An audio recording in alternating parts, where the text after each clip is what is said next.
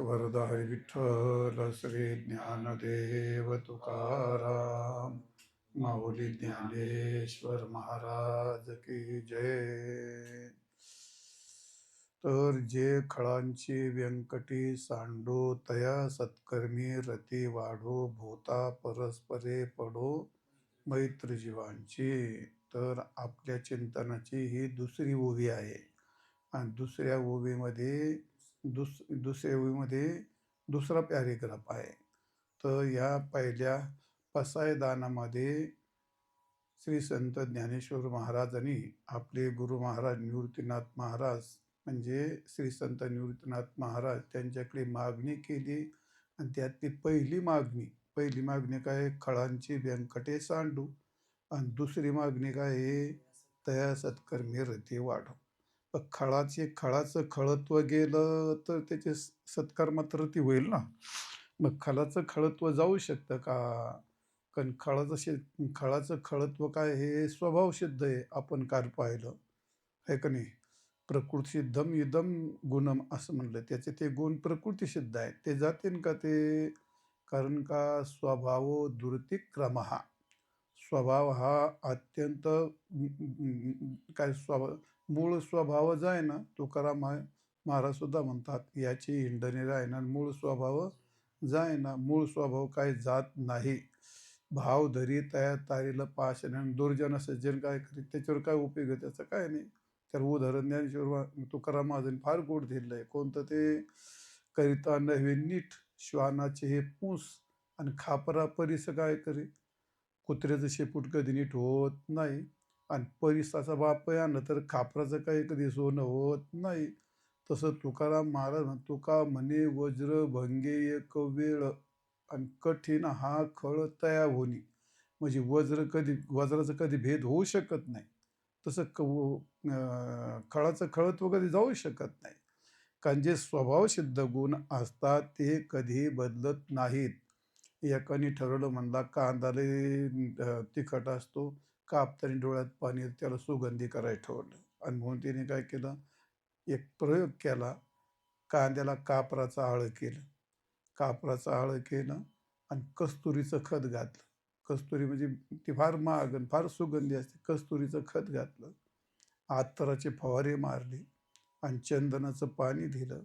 एवढं सगळं केलं. कांदा झाला, मोठा झाला. त्याला वाटलं आता नक्की कांदा गोड होईल. कापलं तर त्याच्यापेक्षा तिखट झाला. मूळ स्वभाव जाय ना, स्वभाव दुर्तिक्रम हा.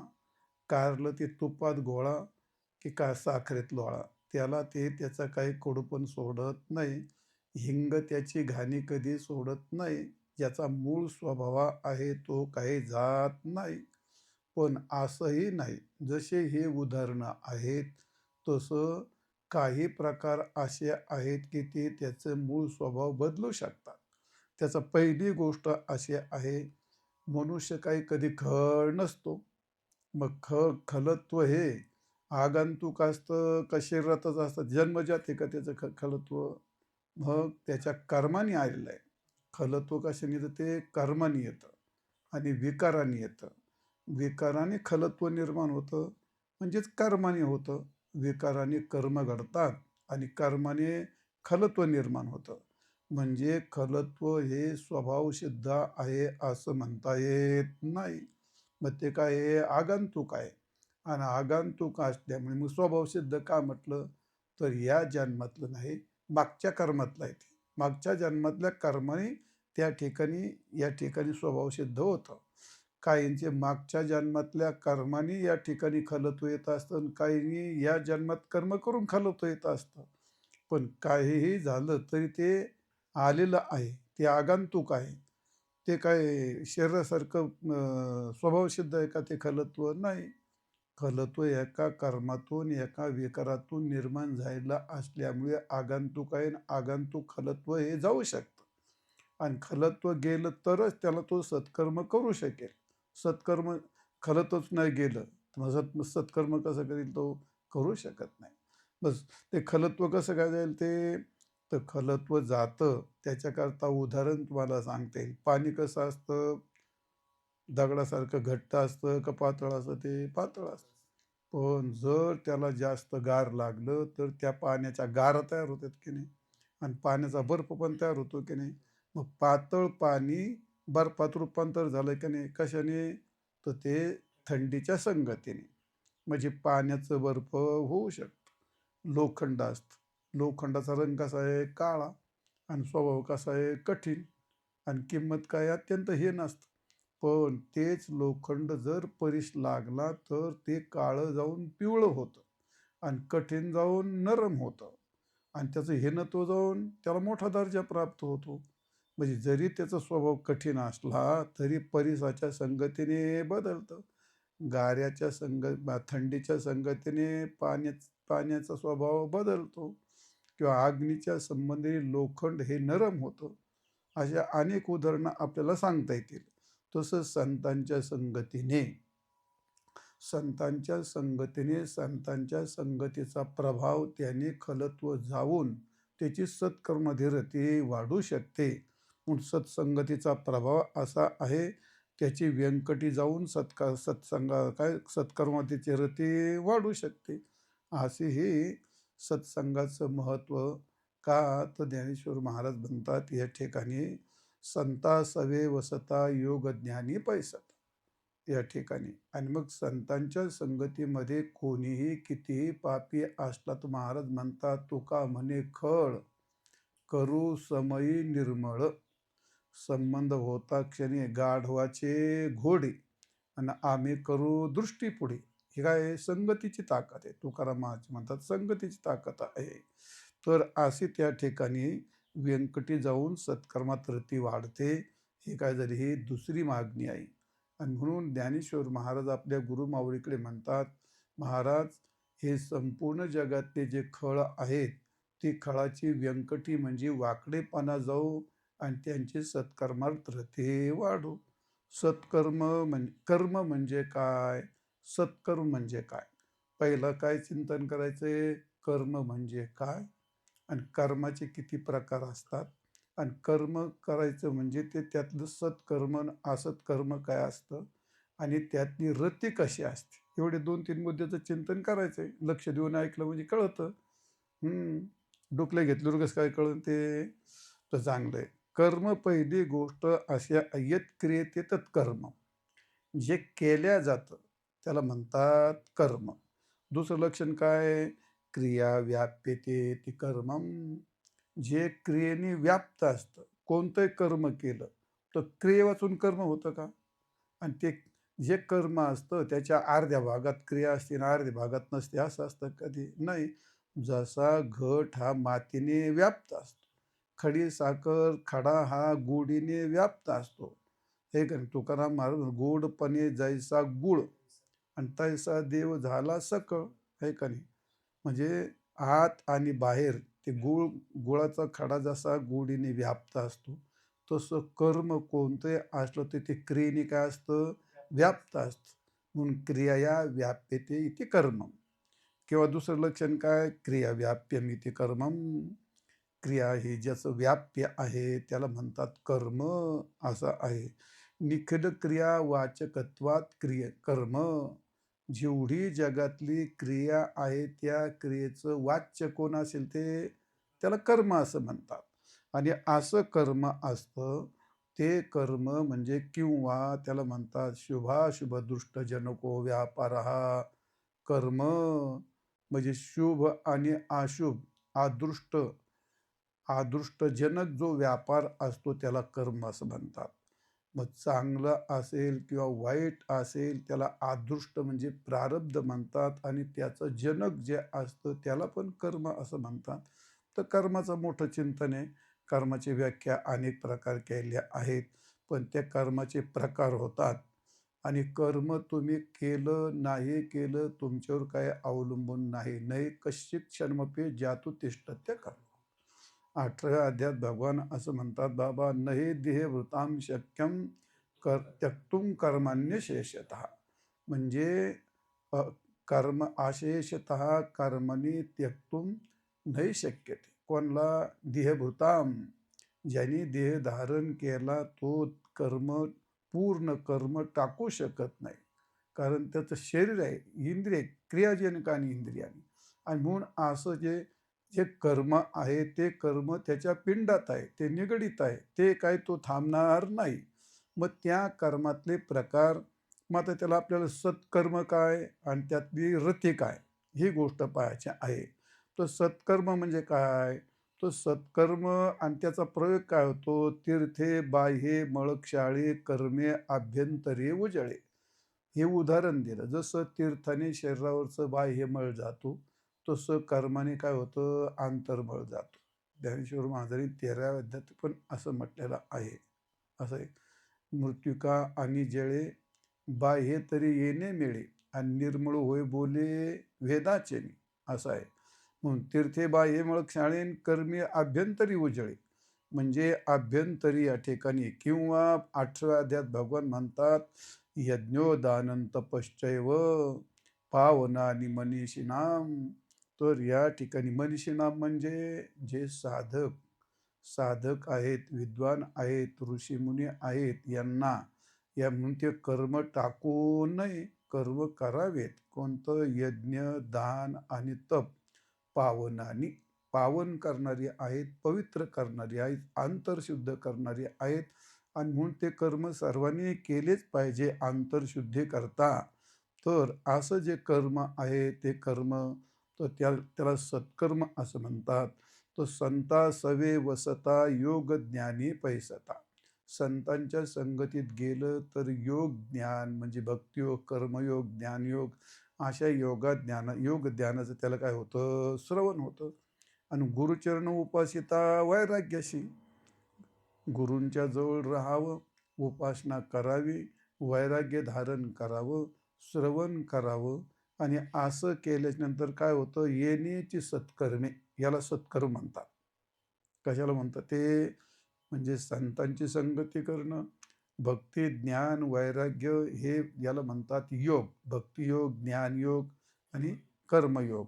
ह्या योगाचं श्रवण करणं आणि गुरूंची सेवा करणं, याला काय? येण्याची सत्कर्मे, याला काय म्हणतात? हे सत्कर्म आहे ते. तर येण्याची सत्कर्मे आशेषयी अज्ञान विरमी. मग तुमचं हे संपूर्ण अज्ञान दूर करतं ते. आणि दूर करून जयाचे अहंभाव विश्रामी आत्मरूपी, त्या आत्मस्वरूपाच्या ठिकाणी त्याचं अज्ञान अहंकार विराम पावून जातो आणि तो मोक्षाला प्राप्त होतो. हे सत्कर्माचं फल आहे. माऊली म्हणतात, सत्कर्मात रती वाढव. सत्कर्म का करायचं? तर शेवट त्याला मोक्षापर्यंत घेऊन जाणारं आहे ते. असं हे आध्यात्मिक कर्म सांगितलं तुम्हाला. आता उत्तम कर्म काय? हे तेथे सत्क्रियाची लावावी, तेची एकी प्रशंसावी आणि निष्कर्मी दावावी आचरोनी. मग इतर जे श्रेष्ठ गुरु असतात, संत असतात, मार्ग दाखवणारे असतात, त्याने काय करावे? ते कर्मे आचरून दाखवावे, विशेष आचरावे लागे संती. श्लोक आहे तो, यद्यद आचरिती श्रेष्ठ तत्तदेवतरो जनः स्वयत प्रमाणं कुरुते लोकस्तदनुवर्तते. म्हणजे त्याला प्रमाण मानून सामान्य लोक त्यांचे वर्तन करतात. म्हणून त्यांना बुद्धिभेदन जने दज्ञानां कर्मसंगेना. अज्ञानी लोक आहेत, त्यांचा बुद्धिभेद करू नये, त्यांना कर्मामध्येच लावावं, कर्म करायला भाग पाडावं, शिकावं. कारण कर्माने त्याचं अंतःकरण शुद्ध होतं. असं कर्माचं महत्त्व असल्यामुळे अज्ञानाला आचरून दाखवावं, त्यांचा बुद्धिभेद करू नये. आणि म्हणून असे जे कर्म असतात ते कर्म शास्त्राने त्याचे प्रकार सांगितलेत. काय सांगितलेत? पहिले विहित आणि निषिद्ध कर्म सांगितले. त्यापैकी नित्य, नैमित्तिक, काम्य, प्रायश्चित्त 4 कर्म सांगितले. तर निषिद्ध, तर ते निषिद्ध कर्माचा काही इथं विषय नाही. पण हे 4 कर्म म्हणजे हे सगळे सत्कर्मच असतात. यात कोणता सत्कर्म आहे का? नाही. तर हे सत्कर्मच असतात. तर पहिलं काय? नित्यकर्म. नित्यकर्म म्हणजे आपलं कर्तव्य कर्म. मग आपलं कर्तव्य कोणतं? ते 4 आश्रम सांगितले. 4 आश्रम सांगितलेत आणि 4 वर्ण सांगितलेत. तर 4 वर्ण कोणतं? ब्राह्मण, क्षत्रिय, वैश्य, क्षत्रिय, शूद्र. तर ते 4 वर्णाकरता 4 कर्म सांगितलेले आहेत. सगळं शमोदमस्तपश्चैवम, ते असं याच्याकरता सांगितलेत ना. ते कुठं? ते ब्राह्मणाचे कर्म सांगितलेले आहेत ते. त्याच्याकरता शमो दमस्तप शौचम क्षांतिराजोमेव च आणि शांतिराजोमेव च म्हणजे ज्ञान, आस्तिक्य, ब्रह्म हे सगळं काय सांगितलंय. आणि क्षत्रियाला शौर्यम तेजो धृतिर्दाक्ष्यम युद्ध चापे पलायनम दानमीश्वर भावश्य शास्त्रं कर्म स्व. हे काय झालं, हे क्षेत्रीय कर्म आहेत. हे त्या आश्रम धर्माचे कर्म तुम्हाला सांगितले ते. आणि कृषगौरक्ष वाणिज्यम वैश्य कर्म स्वभावजम. आणि परिचर्यात्मकम शूद्राला ते काय सेवा सांगितली. तर हे स्वे स्वे कर्मण्य भिरता संसिंधील लभते नरा. ज्ञानेश्वर महाराज म्हणतात स्वस्व कर्मात जर तो अविरत झाला तर त्याला मोक्ष प्राप्त होतो. याच्याकरता मी तुम्हाला सांगितलं. तर याच्यामध्ये नित्यकर्म तया सत्कर्मी रती वाढो. ती रती कशी वाढवायची, सत्कर्म काय असतं तर हे तुम्हाला सांगायचे. तर पहिले कर्म सांगतो. नित्यकर्म काय तुम्हाला सगळ्याला माहिती आहे. काय संध्या वंदन आदी आता आपण करतो. स्नान करणं, गंध लावणं, देवपूजा करणं, नित्यनेम करणं, रोज भजन करणं, पूजन करणं, हे काय झाले, हे नित्यकर्म. याला नित्यकर्म म्हणतात. म्हणजे नित्यकर्ममध्ये आपले कर्तव्य कर्म करणं. विद्यार्थी आहे मग त्याचं नित्यकर्म काय आहे, मधुकरी आणायची, चांगल्या मस्तपैकी जेवण करायचं, वळकडी टाकायची आणि खालीवर झोपायचं. का, गारच लागतं, कंटाळाच येतो, आळसच येतो नाही. असं म्हटलंय या ठिकाणी. सुखार्थीना कुतो विद्यान कुतो विद्या कुतो विद्यार्थीना सुखम. अरे जे सुखार्थी आहेत त्यांना कुठली विद्या येते. आणि जे विद्या आहे काय म्हणतो, जे विद्यार्थी आहेत त्यांना कुठलं सुख असतं. सुख आणि विद्या ह्या दोन गोष्टी एकत्र राहत नसतात. असं आहे. असं म्हणलंय क्षणत्यागम नाही, कणत्यागम कुतो धनम आणि क्षणत्यागो कुतो विद्या. क्षणाचा त्याग केला तर त्याला विद्या प्राप्त. म्हणजे क्षण क्षण त्यांनी मोजावा लागतो. आणि कणकण कणाकणाने धन जोडलं जातं आणि क्षणाक्षणाने विद्या जोडली जाते. जांभळ्या देतो, डुकल्याच घेतो, आळसच येतो. जसं काय महाराजावर उपकार करतो, का आश्रमात राहतो म्हणजे काय पांडुरंगावर उपकार करतो, का त्याच्या आईबापावर उपकार करतो. बरं तो त्याला सगळी दुनिया कळते. मोबाईल कळतो, त्याच्यात बोटं घालायचे कळतात, मारामारी करायची कळते. त्याला एवढं नाही कळत, अरे मी माणूस आहे, माझं कर्तव्य काय आहे, मी आता काय लहान नाही, मी काय केलं पाहिजे. कोण कोणाचं असतं. आईबापा काय करतील, हे घे बघ तुला कपडे घे, तुला काय घे, तू तुझं बघ. अभ्यास आईबापा थोडंच अभ्यास करते, महाराज थोडीच अभ्यास करते. तुम्हाला पुढं जायचं आहे का मागं राहायचं, तुम्ही तुमचं ठरवायचं असतं. म्हणजे विद्यार्थ्याचं काय, हे नित्यकर्मात येतं ते. त्यांनी त्याचं कर्तव्य कर्म यथोचित करणं हे नित्यकर्म असतं ते. नोकरीने आपली नोकरी इमानदारी केली पाहिजे. आणि त्याप्रमाणे शेतकऱ्याने व्यापाऱ्याने योग्य व्यापार करावं. शेतकऱ्याने त्याची शेती त्याचं काय नित्याचं कर्म समजून त्यांनी करावं. आणि हे कर्म करत असताना किंवा गृहस्थ्याने त्याला पंचमहायज्ञ असं म्हणतात. ते त्याला ते म्हणतात ते. तर हे करावं. तुकाराम महाराजांनी याचं वर्णन केलं आहे. आणि माऊलीने एका ओळीत सगळ्यांना सांगितलं, तया सर्वात्मका ईश्वरा स्वकर्म कुसुमांच्या विरा आणि पूजा केली अपारा तोषा लागी. तया सर्वात्मक ईश्वरा आणि स्वकर्म, आपलं आपलं कर्तव्य कर्म हेच कोणी एक फूल आहे. आणि ते फूल जर त्यांनी यथोचित केलं, कर्म करणं, उचित करणं, इमानदारीने नियमाने करणं, हेच एक तो उत्तम प्रकारचं फल आहे. आणि ते जर केलं तर मग त्याचं काय होतं, तर स्वकर्म कुसुमांच्या विरा आणि पूजा केली अपारा तोषा लागी, भगवान प्रसन्न होतो. असो तो भाग. आणि म्हणून नाही तुकाराम महाराजांनी पण सांगितलं ना, जोडून या धन उत्तम व्यवहारे आणि उदास विचारे वेच. कोणाला सांगितलं, हे गृहस्थ्याचं कर्म सांगितलं. त्या काय, जोडून या धन उत्तम व्यवहारे आणि उदास विचारे वेच करी, तोचे एक गती उत्तम पावेल उत्तम भोगेल जीवखानी. असं म्हटलंय का नाही. मग ते त्याला हे म्हणलंय. नाही किंवा दुसरं काय ते असं एक अभंग आहे महाराजांचा, ब्रह्मचारी धर्म भोकावी अक्षरी आणि आश्रम विचार षटकर्म असं आहे. तर ते वानप्रस्थी तरी संयोग वियोग, तिथं सगळ्यांचं त्यांनी महाराजांनी एक एक कर्म सांगितलेलं आहे. आणि ग्रहस्थ्याचं तुकारामांनी स्पेशल सांगितले, जोडून या धनमुत्तम व्यवहारे आणि उदास विचारे वेच करे.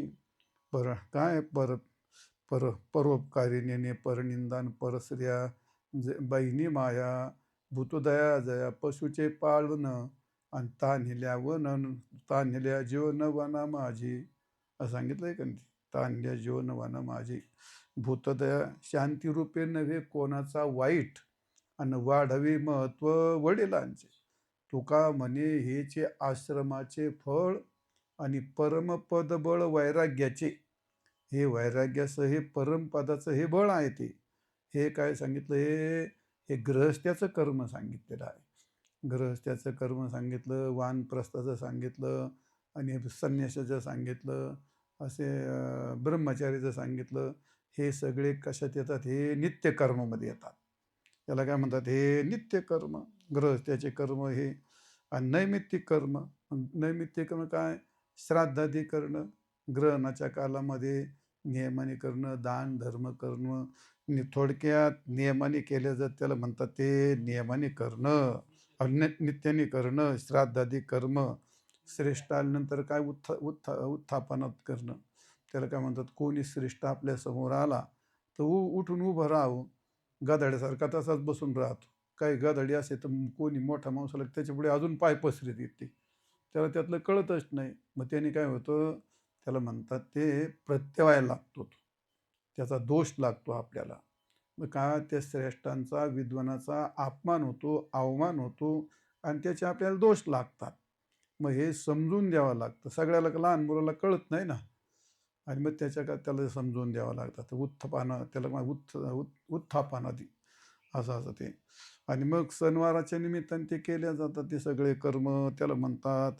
मग त्या का नैमित्तिक कर्म. ज्ञानेश्वर महाराज गुरु गोत्र अग्निपूजी अवसरे भजे द्विजी आणि निमित्ताधिक यजी पितृद्देशे. आता हे काय झालं, हे गुरु गोत्र अग्निपूजी. गुरु गोत्र अग्निपूजी, मग ते काय, हा रोज नाही पूजायचं. गुरूंचं चालतं रोज पूजा केली, पण नाही करायची गुरूंची रोज पूजा.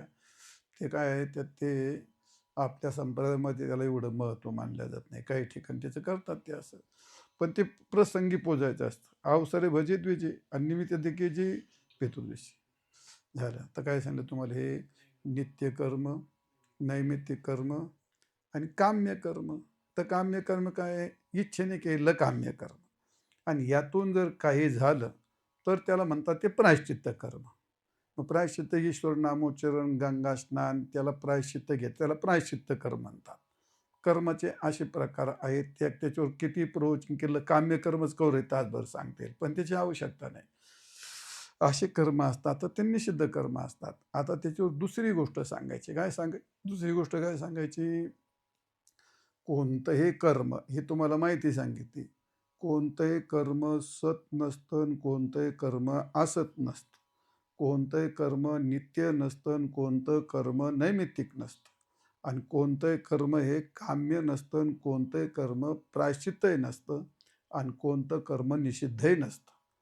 हे असं काय असतं, ते हे असंच असतं. का असं असतं, मग तुम्ही कर्म शेवटी कर्मच असतं. आपण इथं लक्षण काय केलं या ठिकाणी, पहिलं यत क्रियेत येतात कर्म, जे केलं जातं त्याला कर्म म्हणतात. मग नित्यात काय करता, कर्मच कर. आणि नैमित्यात काय करता, निषिद्धात काय आहे, कर्मच आहे. आणि विहितात काय आहे, कर्मच आहे. काम्यात काय आहे, मग कर्म म्हणजे त्याच्यात कर्मामध्ये काय हे आहे का, ते काय त्याच्यात कर्म असतं ते.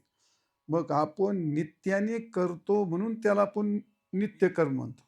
आणि निमित्ताने क्रिया केली म्हणून त्या कर्माला नैमित्तिक कर्म असं म्हणतो. त्या क्रियेमध्ये आपली कामना घुसली म्हणून आपण त्या कर्माला काम्य कर्म म्हटलं. आणि त्या कर्मातून निषिद्ध क्रियेशी जोडलं, निषिद्ध क्रिया केल्यामुळे त्या निषिद्धाच्या क्रियेमुळे त्या कर्माला काय आलं, निषिद्धत्व म्हटलं आपण. हे का निषिद्धत्व म्हटलं आपण. आणि प्रायश्चित्त म्हणून आपण त्याला केलं म्हणून त्याला ते प्रायश्चित्त नाव आलं. तात्पर्य, कर्म सत नसतं, कर्म असतही नसतं, आणि सत असत कर्म तसं नसतं. तर मग ज्ञानेश्वर महाराजांनी तया सत्कर्मी रती असे म्हटलं. असं का म्हटलं? तर त्या कर्माला सदत्व आणि कर्माला असदत्व. जसं आपण कर्माला काय उपाधी दिली? नित्य. मग कर्म नित्य आहे का? कर्म कर्म नित्य नैमित्तिक आहे. मग आपण त्या आपल्या क्रियेने त्याला काय केलं? एक नित्य उपाधी दिली आणि एकाला नैमित्तिक उपाधी दिली ना. तसंच आपल्या कर्माने आपण त्या कर्माला सत्कर्म तयार आणि आपल्या छेनी त्याला काय करतो? असत्कर्म तयार करतो. तर सत्कर्म कशा असते आणि असत्कर्म काय असते? तर भगवंतानी 18व्या अध्यायामध्ये आपल्याला फार गोड वर्णन करून सांगितलेलं आहे. तर कर्म सत कसं असतं आणि कर्म असत कसं असतं. कर्मातलं सदसदत्व 18व्या अध्यायामध्ये म्हणजे 23, 24 आणि 25 या 30 श्लोकामध्ये फार उत्तम वर्णन केलं आहे. आणि म्हणून भगवान सांगतात, यज्ञ दान तप कर्म न त्याजन कार्यमी होतात. मग यज्ञोदानन तपश्चव पावनानी मनीषिणा, हे पावन करणारे कर्म आहेत. एतान्यपि तु कर्माणि संदं त्यक्त्वा फलानि च कर्तव्यानि ते मे पार्थ निश्चितं मत. माझं मत आहे, हे कर्तव्य कर्म त्यांनी फल आणि संग टाकून कर्म करावीत. तर मग ते कर्म सत कसं होतं आणि असत कसं होतं? 23व्या श्लोकापासून सांगितलं. भगवान सांगतात या ठिकाणी, नियतं संगरहित राग द्वेषत कृतम अफलप्रेप्सुना कर्म यत्तत् सात्विकमुच्यते. मग आता कर्म सात्विक असतं का? नाही. मग सात्विकता कशामुळे येते? ते नियतम म्हणजे नियमाने वाट्याला, नियतम याचा अर्थ आपल्या वाट्याला आलेलं कर्म त्याला म्हणतात नियत कर्म. आणि मग ते कसं करायचं? संगरहितम, रागद्वेषरहितम आणि अफलप्रेप्सुना, फलाची इच्छा न करता. म्हणजे थोडक्यात केलेल्या कर्मापासून त्या कर्माची आसक्ती न ठेवता, रागद्वेषाच्या पोटी न करता आणि फलापेक्षा न करता असं जर निष्काम भावने केलं कर्म, ह्या कर्माला नाव काय येतं? सत्कर्म, सात्विक कर्म, सत्कर्म. आणि मग तेच कर्म आपण असत कसं काय करतो? तर यत कामे सुना कर्म साहंकारी नवा पुन्हा क्रियते बोलायासम आणि तद्राज स्मृदात होतं. भगवान सांगतात काय काय झालं आपल्याकडून?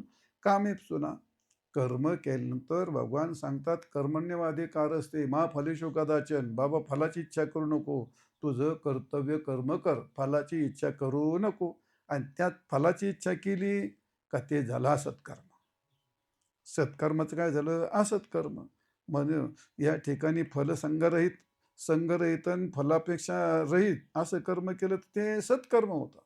आणि तेच कर्म कामेप सुनान अहंकार्यानं, अहंकाराने केलं आणि काम इच्छेने केलं आणि बहुलायसम. बहु आपली शक्ती नसते, आपल्याला करता येत नसतं, आपल्याला करू वाटत नाही, तरी ती माणसं बळच करतात ते कर्म. यज्ञ करायचा, मग यज्ञ करायची आपली ताकद आहे का? आपली ताकद नाही. तुझं लग्नच नाही झालं पहिली गोष्ट, तरी करतो. आणि समजा केलं यज्ञ, तुझ्या काही मंत्रपाठ आहेत का? तरी करतो. मग काय उगाचच आयास करायचा? हा 8 तास, ते 8 तास करणं, त्याने कर्म काय म्हणतो असत होतं. आणि त्याचप्रमाणे अहंकाराने कर्म करणं, त्याने पण ते असत होतं. आणि त्याचप्रमाणे काम म्हणजे कामेपासून म्हणजे फलाचे अपेक्षा करणं, त्याने पण कर्म, हे कर्माला असतत्व येतं.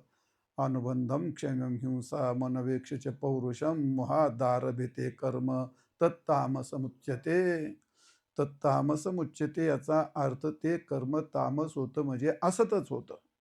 आलं का लक्षात? कधी अनुबंधन क्षम म्हणजे हिंसात्मक कर्म करणं, मोहाने आरंभ करणं, हिंसात्मक कर्म करणं, म्हणजे क्षय पावणारं असं कर्म करणं, हे कर्म काय म्हणतात? हे सगळं अशुद्ध. म्हणजे कर्माचं सदत्व असदत्व त्या क्रियेवर अवलंबून असतं. एवढ्याकरता मी तुम्हाला सांगितलं. आणि म्हणून कर्म सत नसतं, असत नसतं.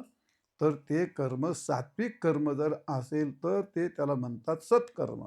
आणि माऊली म्हणतात तया सत्कर्मे रती वाढो. मग त्यात रती वाढो याचा अर्थ काय आहे?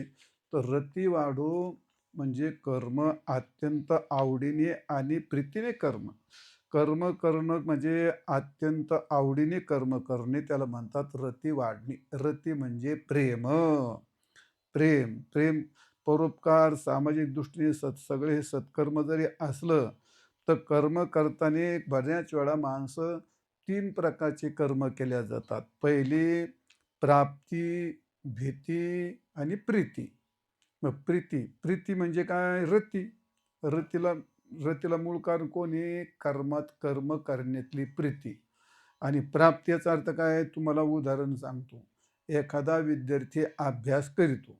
मग अभ्यास करत असताना तो काय करतो?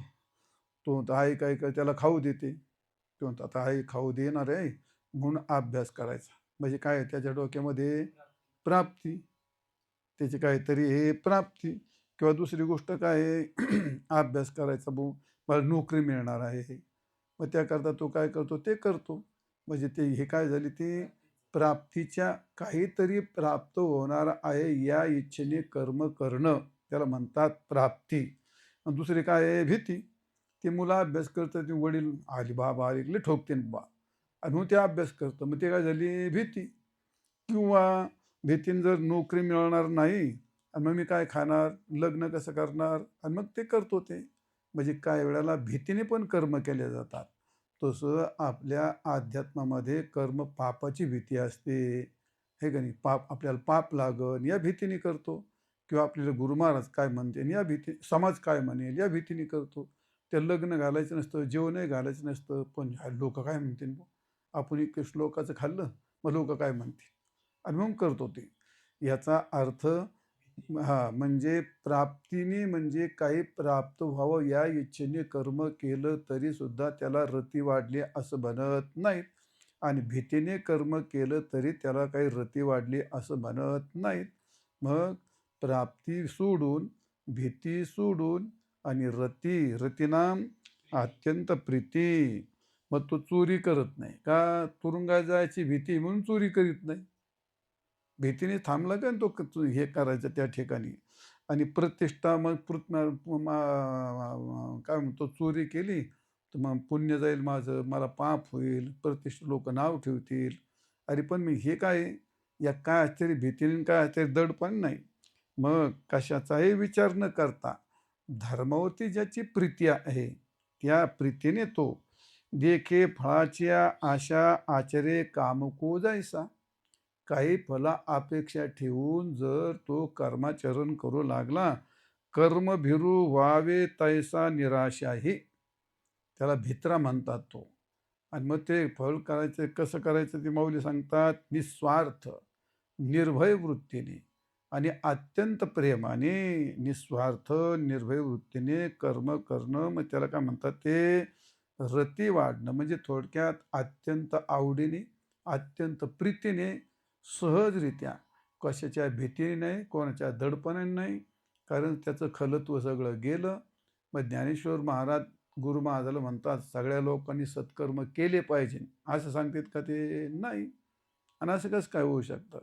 फक्त त्यांची एक प्रकारची मागणी आहे असं घडावं.